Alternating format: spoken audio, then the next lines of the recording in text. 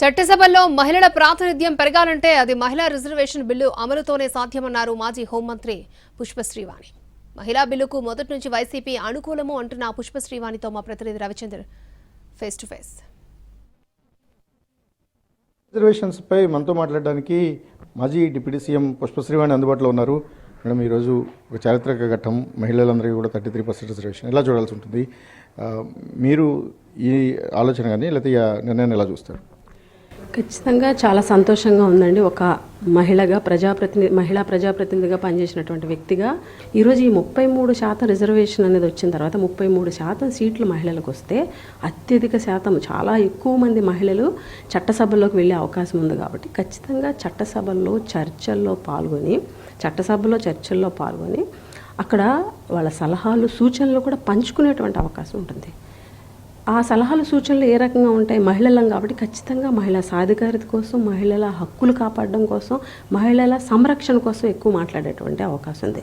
దీని ద్వారా ఖచ్చితంగా దేశంలోని మహిళల సాధికారత అనేది త్వరితగతిన ముందుకెళ్ళేటువంటి అవకాశం ఉంటుంది. సమాజంలో ఎన్నో అసమానతలు ఉన్నాయి. మహిళల విషయంలో అటువంటి డిస్క్రిమినేషన్ చాలా ఉంది. అటువంటి డిస్క్రిమినేషన్ నుంచి బయటపడి మహిళలు ఏ రంగం ఎంచుకున్నా, ఎందులో ఉన్నా ఖచ్చితంగా సత్తా చాటుకుంటున్నారు. ఖచ్చితంగా ఈ చట్టసభల్లోకి వచ్చి వాళ్ళ సత్తా చాటుకుంటారు. మహిళల రక్షణ కోసం, వాళ్ళ భద్రత కోసం, వాళ్ళ సాధికారత కోసం ఫైట్ చేస్తారు. కాబట్టి దేశంలో మహిళల యొక్క ప్రగతి చాలా స్పీడ్గా వెళ్తుందని నమ్ముతూ ఈ బిల్లుని స్వాగతిస్తున్నాం. అంటే ఎటువంటి మార్పుని మనం ఆశించవచ్చు? ఇప్పుడు 33% రిజర్వేషన్ పాపులేషన్ అంటే వాళ్ళ సంఖ్య పెరుగుతుంది. ఎటువంటి మార్పుని ఈ బిల్లు చట్టం ఇవ్వడం ద్వారా ఎలాంటి మార్పును మనం ఆశించవచ్చు?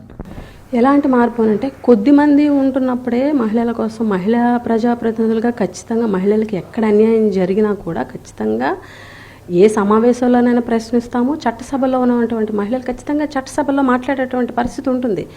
ఈరోజు ఈ 33% రిజర్వేషన్ వల్ల ఎక్కువ మంది ఈరోజు ఇప్పటి వరకు ఉన్న దానికన్నా 2-3 ఇంతలు ఎక్కువ మంది మహిళలు ఉండడం వల్ల ఖచ్చితంగా ఎక్కడ ఎవరికి ఏ అన్యాయం జరిగినా చట్టసభలో ప్రశ్నిస్తారు, చట్టసభలో చర్చల్లో పాల్గొంటారు. అక్కడ ఇచ్చేటువంటి మహిళలకి సంబంధించినటువంటి ఏవైనా సంస్కరణల కోసం సూచనలు, సలహాలు కూడా పాలు పంచుకునేటువంటి పరిస్థితి ఎక్కువ మహిళలు ఉంటారు. కాబట్టి ఖచ్చితంగా ఏ ప్రభుత్వాలైనా, అవి రాష్ట్ర ప్రభుత్వాలైనా కేంద్ర ప్రభుత్వమైనా, ఇంతమంది మహిళలు గొంతెత్తి మహిళా సమస్యల కోసం ప్రశ్నిస్తే ప్రభుత్వాలు దిగి మహిళా సమస్యల పరిష్కారానికి ఖచ్చితంగా అడుగులు వేస్తాయి. కాబట్టి ఈ బిల్లు అనేది మహిళల కోసం ఖచ్చితంగా చాలా పూలబాట అవబోతుందనేది నేను నమ్ముతున్నాను.